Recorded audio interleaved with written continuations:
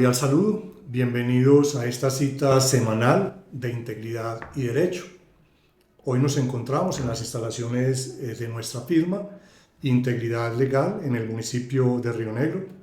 Soy John Freddy Osorio Pemberti, director de la firma, y estamos en esta oportunidad para tocar temas palpitantes del derecho desde el punto de vista del litigio. En este sentido, lo primero pues hacer una pequeña introducción. El día de hoy vamos a estar hablando temas que son de suma importancia. Vamos a discutir un poco sobre lo que es la reforma pensional que ha propuesto el gobierno del hoy presidente Gustavo Petro.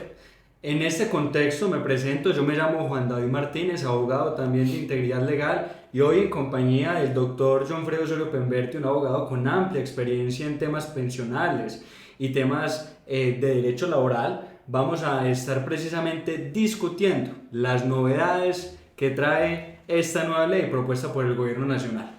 En este sentido, y a modo de introducción, doctor, yo creo que le puedo proponer un primer tema, que es que hagamos una recopilación de cuáles son los elementos, los requisitos generales que hoy se tienen desde la Ley 100, ¿cierto?, para poder obtener una pensión en Colombia. Cuéntenos, por favor. Gracias, Juan David. Y para todos, los requisitos para una pensión de vejez en Colombia están representados así: en un número de semanas necesario y una edad requerida. Hay dos regímenes en Colombia que coexisten actualmente en la Ley 100. Uno es el régimen de prima media, en el cual se requieren 1.300 semanas, y otro el régimen de ahorro individual, que requiere de 1.150 semanas. En ambos la edad es la misma, los 62 años para los hombres y los 57 años para las mujeres. Básicamente esos son los requisitos para la pensión de vejez. En cuanto a la pensión de invalidez, se requiere tener una pérdida de capacidad laboral superior al 50% y haber cotizado más de 50 semanas o 50 semanas o más en los últimos 3 años. En ese sentido, ya que usted nos da esos apuntes generales o esos requisitos esenciales que se tienen que tener para poder obtener una pensión en Colombia, hay que tratar un tema. Y es que tenemos claro que el objetivo de este podcast es acercar el derecho a las personas, pero sobre todo dándole un especial enfoque desde la experiencia que se tiene desde esta firma en el litigio. Entonces, en este sentido, doctor, yo le pregunto, ¿qué tan posible es en Colombia realmente, con el status quo que existe, obtener una buena pensión o una pensión que me corresponda en derecho sin la necesidad de acudir a el sistema judicial o a la jurisdicción ordinaria para que un juez me la declare? Cuéntenos, por favor. Juan David, de todas formas en el sistema, digamos, hay algunos aciertos para acceder a ella. Por ejemplo, en la pensión de vejez, si se tienen los requisitos, pues no hay ninguna dificultad para ello. Donde resulta a veces más complejo es en el tema de la pensión de sobreviviente o en la pensión de invalidez. Hay determinados casos que han llamado pues la atención, y hoy por hoy pues se presentan incluso innumerables tutelas para acceder a este derecho. Muchos jueces pues las niegan porque existe, como sabemos, el mecanismo ordinario, pero hay momentos en los que sí es procedente la acción de tutela. Cuéntanos de pronto, doctor, de un caso en el que usted haya evidenciado que aún existiendo el mecanismo ordinario haya sido necesario implementar o interponer una tutela para hacer efectivo el derecho a la pensión de la persona en la tercera edad. Juan David, desde nuestra experiencia como litigantes y desde muchos años atrás, pues una de las cosas más sensibles ha sido el tema pensional. Precisamente pues tengo algunos recuerdos que todavía pues llegan a la mente con alguna nostalgia, digamos por los hechos. Hay un caso en particular que quisiera hablar de pronto brevemente, y es de Carlos. Vamos a llamar a Carlos la persona a la cual nosotros acompañamos, quizás desde los principios en los que yo comencé el litigio, y que quizás es el caso más humanizante que yo haya podido conocer.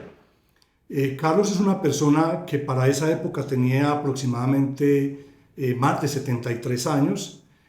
Su cónyuge tenía alrededor de 69 años de edad y la particularidad de la familia es que tenía un hijo adoptivo que pasaba ya de los 45 años para la época y que tenía una discapacidad superior casi que al 80% de pérdida de capacidad laboral como consecuencia de una enfermedad de carácter cerebral.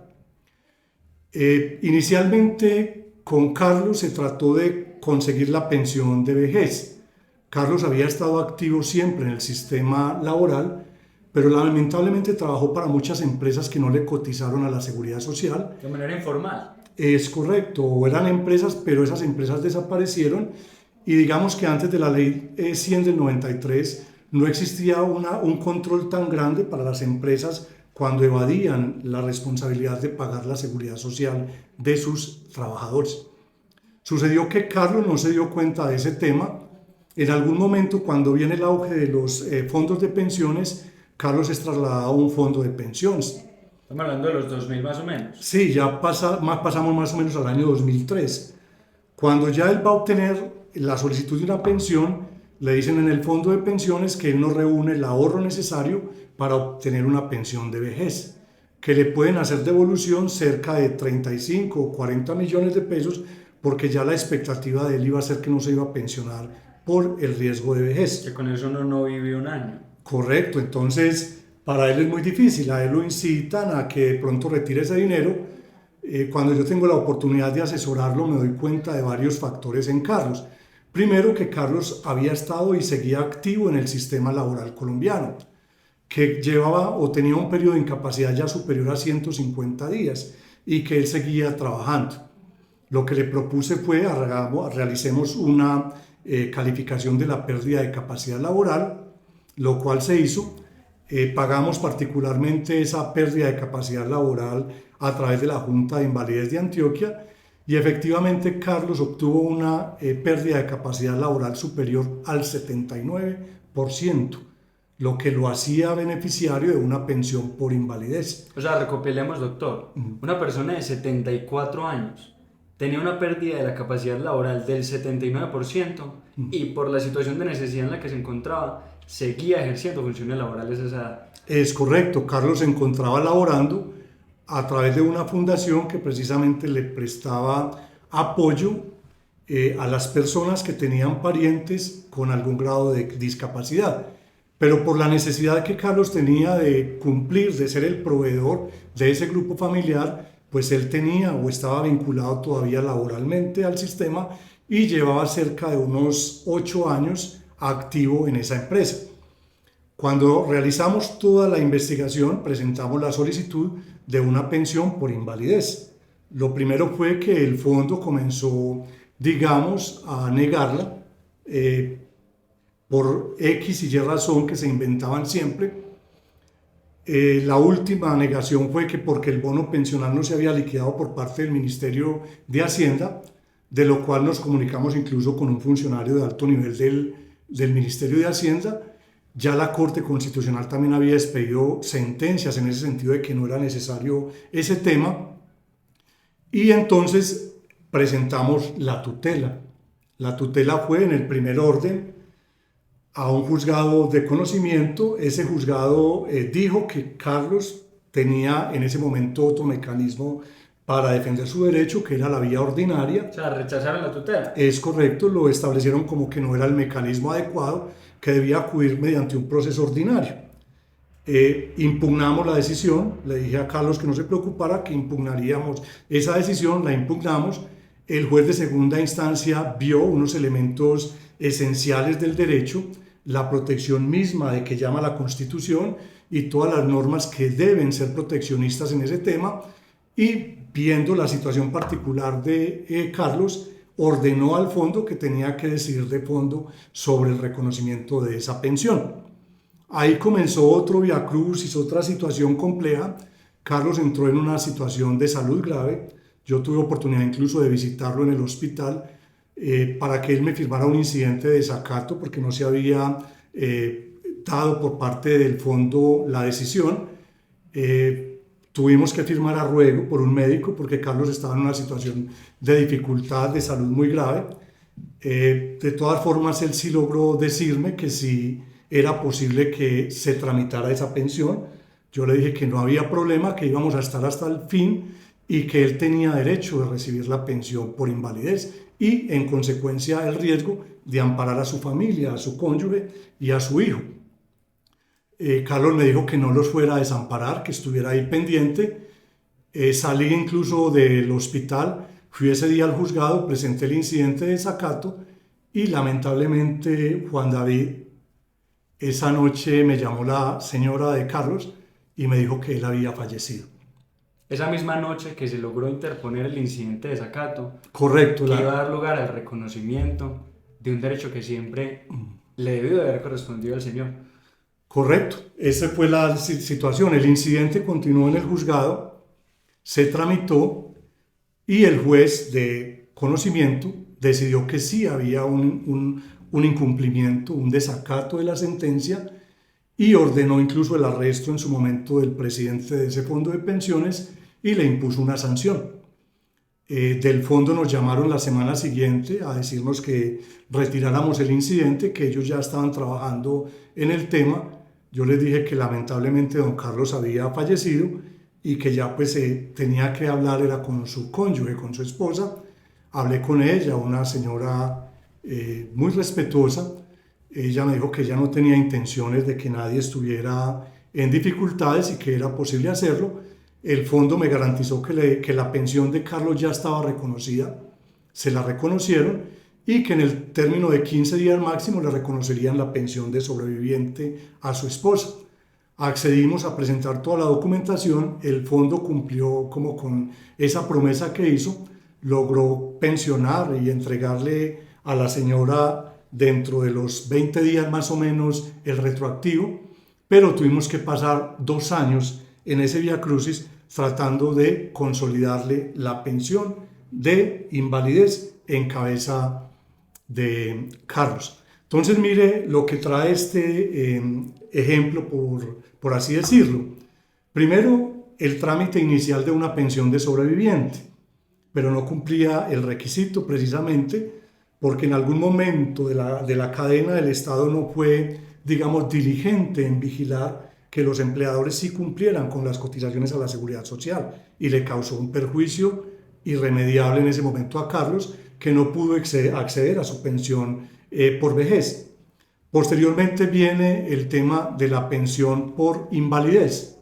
Entonces se tramita la pensión de invalidez y lamentablemente Carlos tampoco logra disfrutar la pensión de invalidez, la cual es dilatada por espacio de 2 años por el fondo de pensiones. Y posteriormente viene la pensión de sobreviviente, que ya sí en definitiva queda en cabeza de su esposa y de su hijo, que hoy, gracias a Dios, pues disfrutan de esa pensión. Estas situaciones que usted hoy nos cuenta y que nos tienen que hacer reflexionar profundamente como sociedad nos pueden servir perfectamente a nosotros como el prefacio para adentrarnos en esta discusión, que es precisamente cuáles son estas novedades que nos trae esta nueva reforma pensional, o más bien la ley 2381 del 2024. En este contexto, doctor, le pedimos a usted por favor que nos cuente por qué surge esta nueva ley, cuáles son las apuestas del gobierno nacional con esta nueva reforma pensional. Adelante. Gracias, Juan David. Dentro del contexto que rige el sistema pensional, que estaba trazado con la ley 100 del año 93, se prevén ciertas dificultades. La primera, una en el campo, digamos, económico, que es el tema de la regresividad. ¿A qué se refiere eso? Que el Estado colombiano gasta, digamos, una parte de sus recursos en subsidiar las pensiones más altas, en una forma elevada. Es decir, las pensiones altas en Colombia tienen un subsidio demasiado elevado. Eso significa lo que se conoce como la regresividad. Otro tema es el tema de cobertura. El actual sistema pensional en Colombia tiene una cobertura que no alcanza o no sobrepasa el 24% de la población en edad de pensionarse. Ese tema, unido también a otros factores, como la competencia que existía entre los regímenes precisamente, hace que se tenga que buscar una nueva solución. Esa solución entonces va a encauzar a una propuesta que ya ha sido definida por los organismos multilaterales, entre ellos el Banco o la Banca Mundial, que proponen desde hace más o menos unos años, desde el 2011 se habla en Colombia aproximadamente, del sistema de pilares, con el cual se busca garantizar una cobertura a través de determinados pilares que van obteniendo, digamos, una apuesta para obtener en algunos casos una pensión, una renta o un subsidio por parte del Estado que garantice lo que esta reforma pretende, que es el bienestar integral de la población adulto mayor. Perfecto. Dentro de este contexto entonces, o mejor dicho, dentro de este prefacio que usted nos realiza de cuáles son las apuestas que este gobierno busca suplir con esta propuesta que trae reforma pensional, quiero entonces que le contemos a nuestros televidentes puntualmente cuáles van a ser los beneficios, empecemos por los beneficios que va a traer esta reforma pensional para el colombiano de a pie. ¿Qué novedades trae? ¿Qué diferencias trae? Y sobre todo, ¿qué beneficios trae para esos colombianos de la población normal de Colombia? En ese contexto existen unos pilares, básicamente, que es donde se va a sustentar la reforma pensional. Los pilares buscan, a través de uno inicial, que es el pilar solidario, buscar acoger más o menos entre 2,5 millones o 3 millones de adultos mayores que no tienen absolutamente ningún beneficio en Colombia y sacarlos un poco para llevarlos hasta lo que es la línea de la pobreza, que se calcula tendrían un subsidio aproximado de 223.000 pesos mensuales, que es el límite con el que se supone o se ha trazado una persona ya supera los límites que son la extrema pobreza. Ese subsidio se daría a una persona sin necesidad de que haya cotizado absolutamente en ningún momento a la seguridad social y tiene que cumplir algunos requisitos. Uno, estar clasificado en el CISBEN en unos niveles, y el segundo es las mujeres mayores de 60 años y los hombres mayores de 65 años, básicamente. Ya sigue un pilar que es el pilar semicontributivo. ¿Qué novedades hay en ese pilar, doctor? En ese pilar semicontributivo hay una novedad muy grande, y es que son las personas que están entre las 300 más o menos y las 999 semanas, que en el sistema no alcanzarían ninguna pensión en ninguno de los dos regímenes pensionales. Entonces a ellos se les va a establecer una renta vitalicia más un subsidio del gobierno, y con ello se va a garantizar como digamos una suma aproximada al 80% de un salario mínimo legal mensual. Entonces básicamente con eso entraría a suplirse una dificultad que ahora mencionabas. Un fondo o lo que es Colpensiones devuelven los aportes o devuelven el ahorro individual en unas sumas digamos más robustas en el fondo de pensiones, menos robustas en Colpensiones, pero se lo devuelven en un solo pago. ¿Qué hacen las personas con eso? Realizan un viaje, compran un vehículo, realizan cualquier inversión que no les va a garantizar una subsistencia mínima durante un periodo. Lo que quiere este pilar semicontributivo es que las personas mínimamente tengan una renta básica para suplir algunas de las necesidades básicas que se tienen. Para que no caigan nuestras personas de la tercera edad en una situación de pobreza extrema precisamente. Es correcto, porque es que hay mucho, hay mucho abandono por parte o hacia la población adulta mayor en Colombia. Hoy muchos de ellos, de nuestros adultos, lamentablemente viven en un estado de indigencia muy grande, y precisamente lo que ha querido esta reforma es ampliar esa cobertura. En Colombia, hablábamos ahora, se pensionan de cada 4 personas, una sola obtiene la pensión. De las 4 que están en capacidad o que cumplen la edad, solo una obtiene la pensión porque ha cotizado las semanas. Las demás 3 personas van a quedar por fuera sin ningún auxilio, sin ningún beneficio por parte del Estado.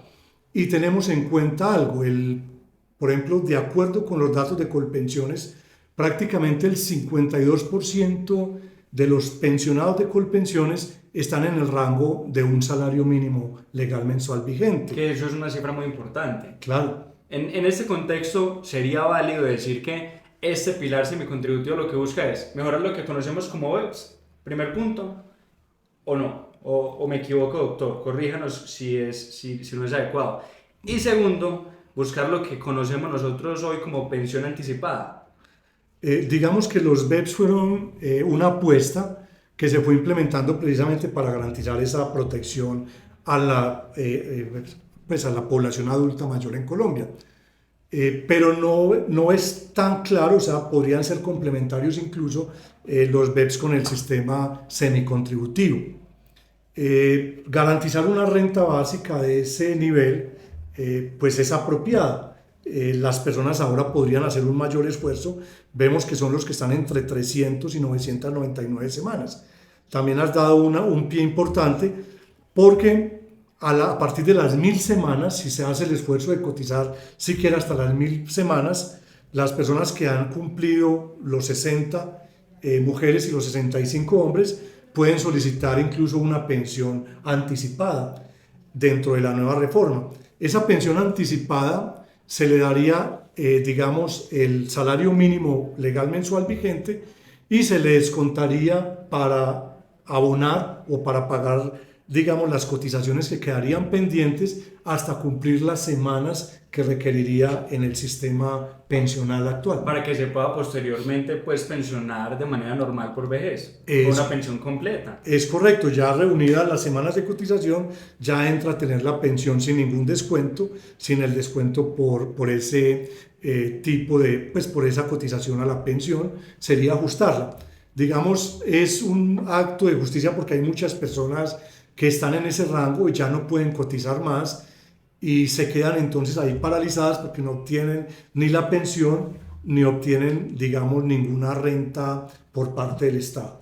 Hasta aquí, esos dos primeros pilares son dos novedades que sin lugar a dudas hay que decir van a beneficiar a la población que gane o que tenga bajos recursos aquí, sobre todo en Colombia, o que no haya podido cotizar por lo suficiente para obtener una pensión.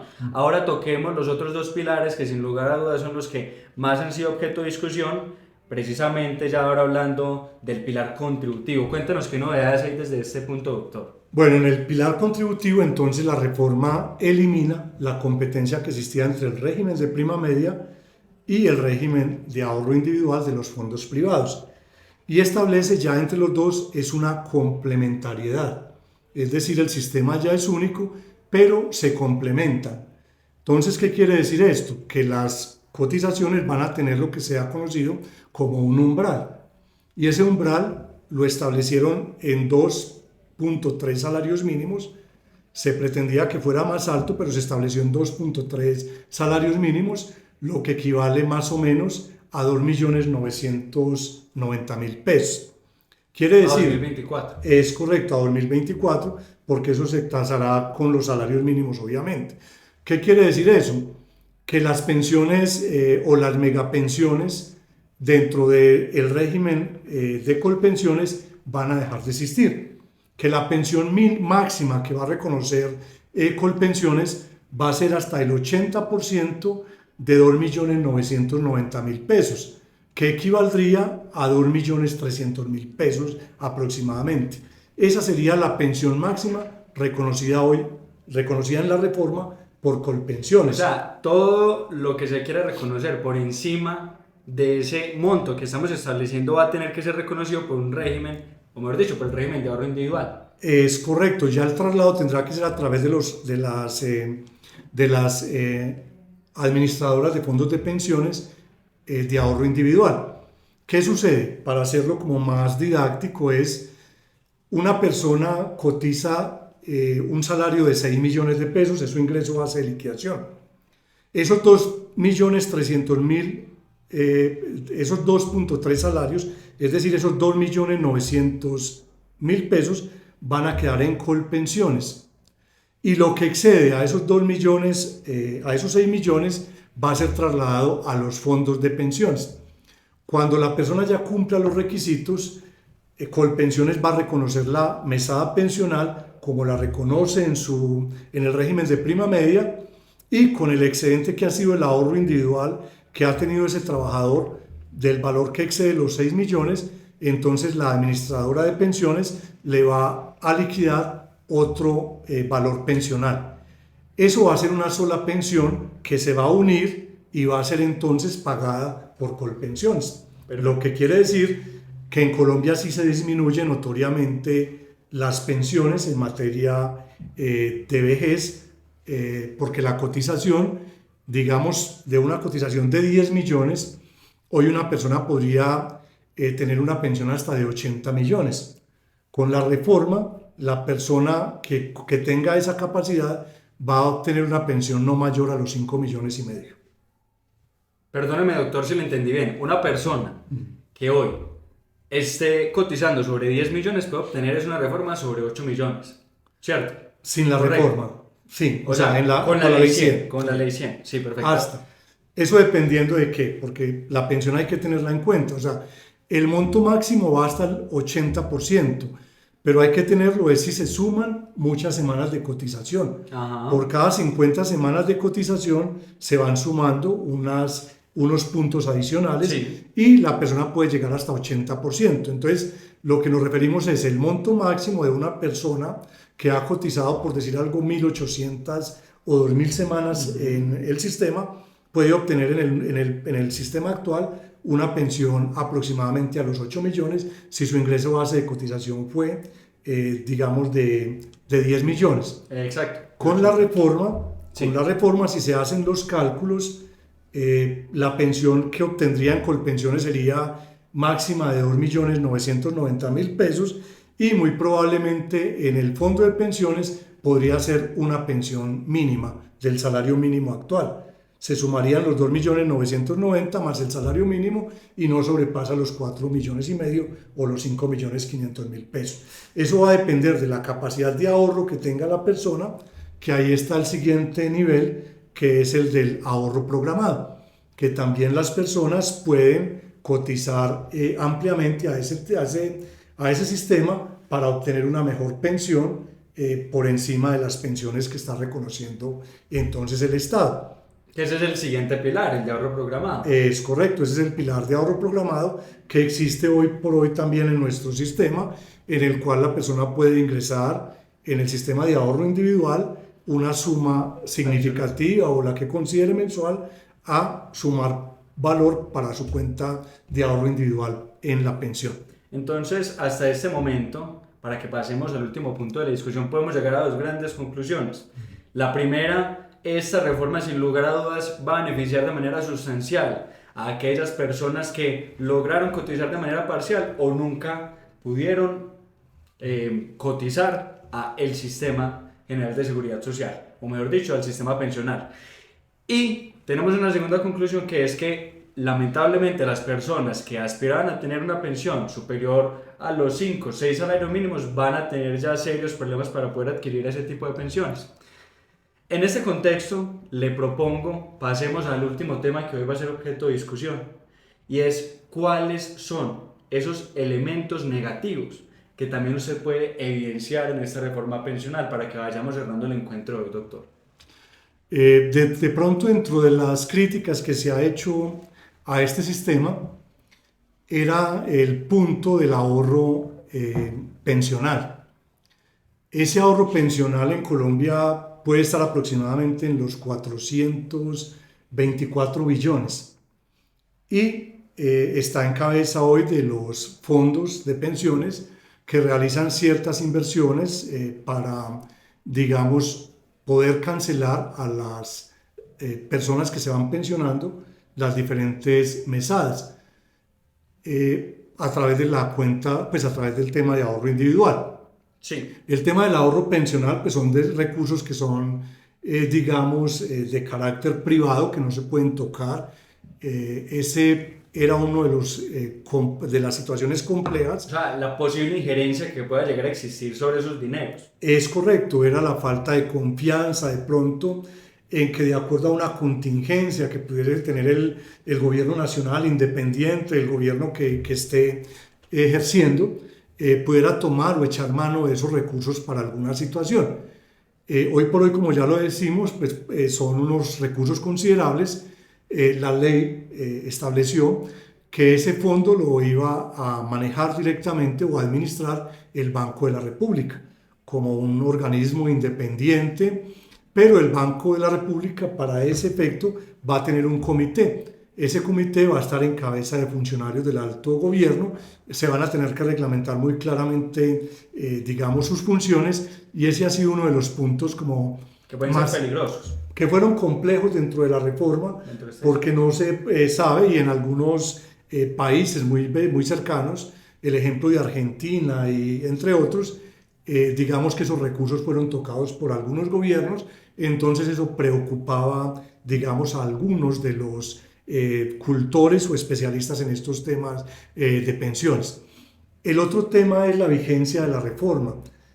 La reforma aspira a aplicarse a partir del 1 de julio de 2025, y teniendo en cuenta que hay muchos elementos, digamos, que tienen que tenerse en cuenta para poder implementar esta reforma, tenemos entre ellos, Colpensiones hoy tiene alrededor de 6 millones de usuarios, de afiliados, y Colpensiones pasaría de 6 a casi 17 millones, de 6 millones a cerca de 17 millones de afiliados. ¿En menos de un año? En menos de un año, en 6 meses, estaría Colpensiones preparada para recibir esta cantidad de usuarios, a sabiendas de que hoy por hoy son fondos que, si bien han mejorado mucho en la atención, reportaban hacia el año anterior cerca de 49.000 quejas ante la superintendencia por el tema del manejo administrativo. Entonces, una de ellas es el tema del ahorro, otra es que la implementación de la reforma pues trae digamos, una implementación de choque muy cercana, que sería imposible o muy difícil de cubrir, y además que dentro de eso los fondos deben conversar lo mismo. Es decir, la información debe reportarse tanto en Colpensiones como en todo el sistema que se accede a los fondos privados. O sea, va a haber un problema de complementariedad. Es correcto, porque entonces, ¿cómo va a llegar cuando las personas ya comiencen a pensionarse? Pues que eso será el futuro, para consolidar la historia laboral en una sola. En esta etapa hay una situación muy importante, y es, mire, que no vaya a pasar el caso de Carlos en otras personas. Y la sugerencia es, seamos previsivos, tengamos a mano siempre, hoy es muy fácil de acceder a ello. Los fondos le envían a uno permanentemente el extracto de la cuenta de ahorro individual donde se ven reflejadas las semanas de cotización, y también los que estamos en Colpensiones, pues tener a mano una actualización de esas semanas, porque a veces nos ha pasado el caso de algunos temas que hemos llevado que suelen perderse las semanas inexplicablemente. Hay algunos interfaces que se hacen en los sistemas y es posible que se oculten o se pierdan algunas semanas. No por eso puede hablarse de mala fe o algo, sino que son cuestiones técnicas que pueden surgir de la migración de unos datos masivos, como va a suceder para la aplicación de esta reforma pensional. Perfecto, doctor. Yo creo que el día de hoy abarcamos, dentro de lo que fue posible, dentro de lo que fue breve, una discusión que teníamos pendiente con nuestros televidentes, que es precisamente esta situación de la reforma pensional. En este contexto les agradecemos a todos ustedes por habernos acompañado, le agradecemos a usted, doctor, por compartir esa experiencia que usted ha tenido y ese conocimiento tan valioso que tiene en materia de pensiones.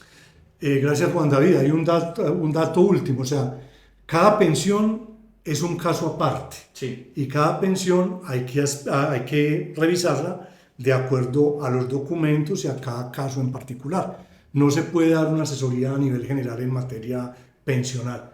Por eso es muy importante tener siempre la documentación a mano. Nosotros queríamos realizar este programa de acuerdo a muchas sugerencias que nos han hecho algunas personas, amigos, y que nos han visto también dentro de las redes sociales.